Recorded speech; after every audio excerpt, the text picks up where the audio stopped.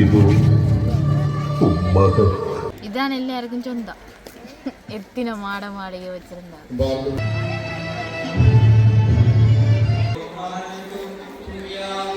5 பேர் இருக்கணும். உறவுகள் அனைவருக்கும் வணக்கம். இன்றைக்கு ஒரு முக்கியமான நாள். என்ன நாள்னு பார்த்தீங்கன்னு சொன்னால், மறைந்த ஆத்மாக்களை நினைவு கூறுகின்ற ஒரு முக்கியமான நாள். கிறிஸ்தவ சமயத்தவர்களால் இது ஒரு முக்கியமான ஒரு நாளாக கொண்டாடப்படுது.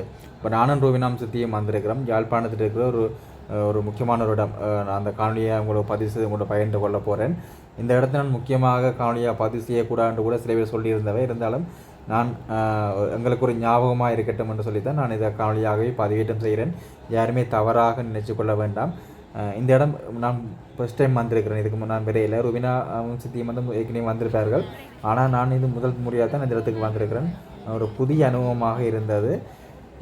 சில இடங்களை நான் காட்சிப்படுத்தும் போது அதை நான் தவிர்த்து கூடணும் என்று சொல்லித்தான் நான் சில இடங்களை நான் காட்சிப்படுத்தாமல் அங்கே நடந்த ஒரு முக்கியமான சில சம்பவங்களை உங்களோட பகிர்ந்து கொள்கிறேன். பாருங்கள், இந்த காணொலி பற்றிய கருத்தை மறக்காமல் சொல்லுங்கள். கிறிஸ்தவ சமயத்தவர்களால் இது ஒரு முக்கியமான ஒரு நாளாக கொண்டாடப்படுது. அதுதான் இங்கே ஒரு முக்கியமான ஒரு விடயம். பாருங்கள்.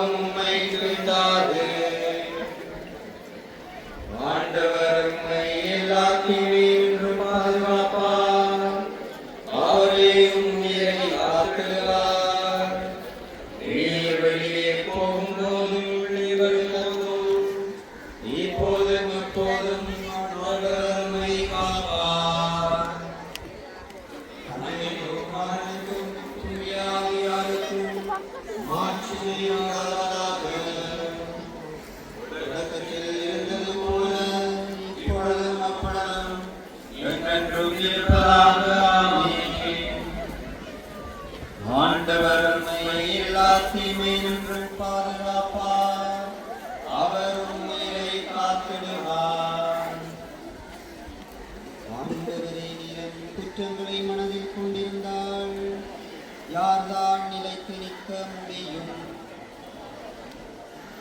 ஆண்டவரே, ஆழ்ந்த துயரத்தில் இருக்கும் நான் உம்மை நோக்கி மன்றாடுகின்றேன். ஆண்டவரே, மன்றாட்டுக்கு செவிசாய்க்கிறோம். என் விண்ணப்பக் குரலை உம்முடைய செவிகள் கேட்கட்டும். ஆண்டவரே, சித்தியோட வேணும். அங்கே சைடில் நிலை மன்னிப்பு அளிப்பவர், மனிதரும் உமக்கு அஞ்சி நடப்பார். ஆண்டவருக்காக நான் ஆவலுடன் காத்திருக்கின்றேன். என் நெஞ்சம் காத்திருக்கின்றது. அவருடைய சொற்களுக்காக நான் ஆவலுடன் காத்திருக்கின்றேன். விடியலுக்காய் காத்திருக்கும் காவலரை விட, விடியலுக்காய் காத்திருக்கும் காவலரை விட, என் நெஞ்சமின் தலைவருக்காய் ஆவலுடன் காத்திருக்கின்றது. இஸ்ரவேலே, ஆண்டவரே நம்பியிரு. பேரன்பு அவரிடமே உள்ளது. மிகுதியான மீட்பு அவரிடமே உண்டு. எல்லா தீவிரங்களிலும் இஸ்ரவேலை மீட்பவர் அவரே. தந்தைக்கும் மகனுக்கும் தூய ஆவியாருக்கும் மாட்சிமை உண்டாவதாக. தொடக்கத்தில் இருந்தது போல இப்பொழுதும் என்றென்றும்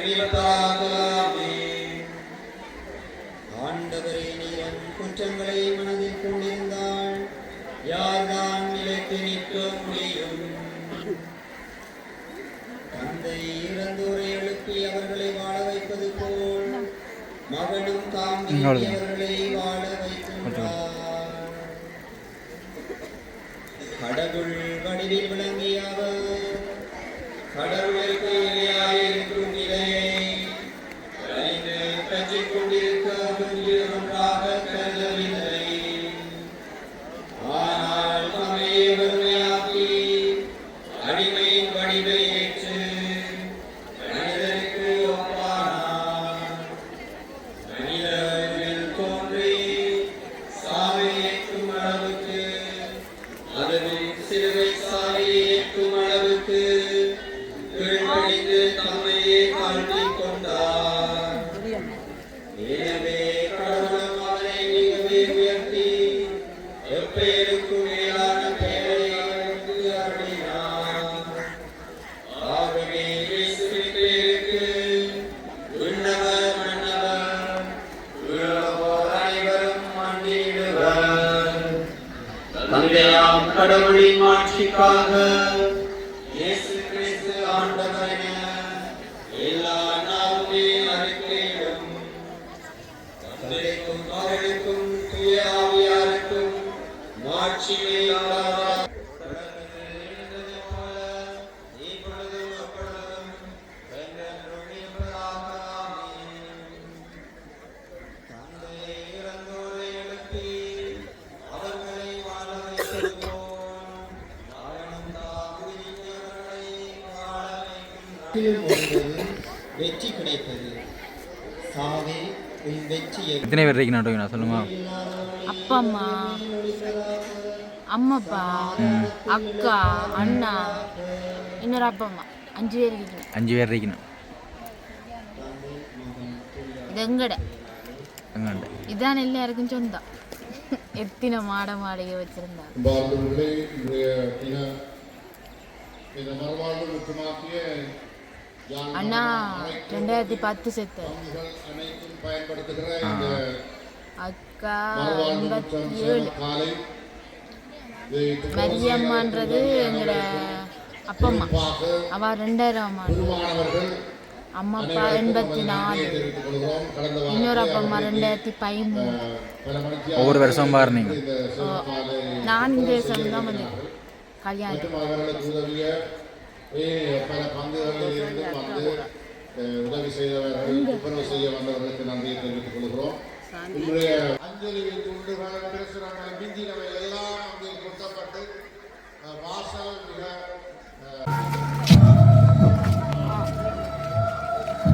அம்மா, இதோ உன் மகன், இதோ உன் தாய்.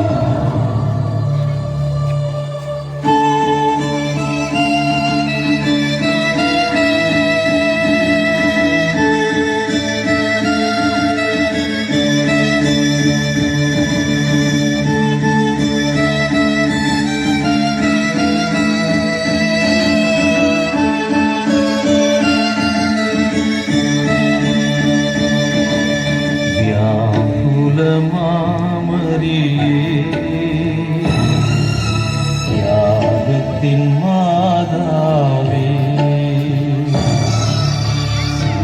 வைகடியிலே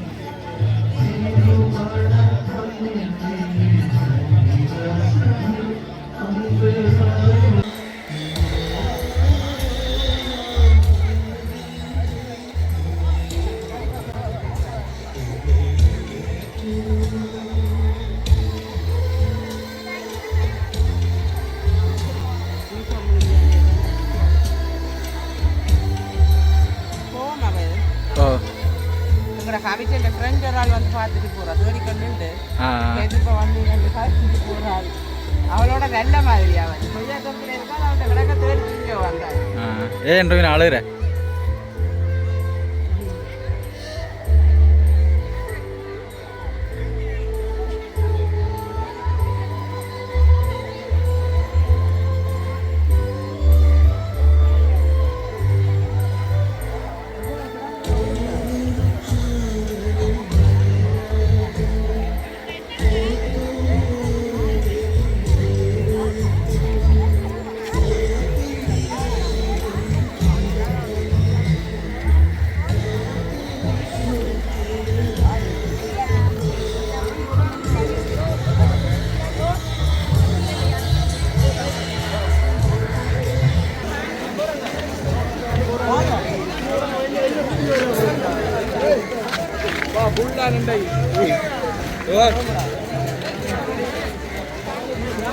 Iya.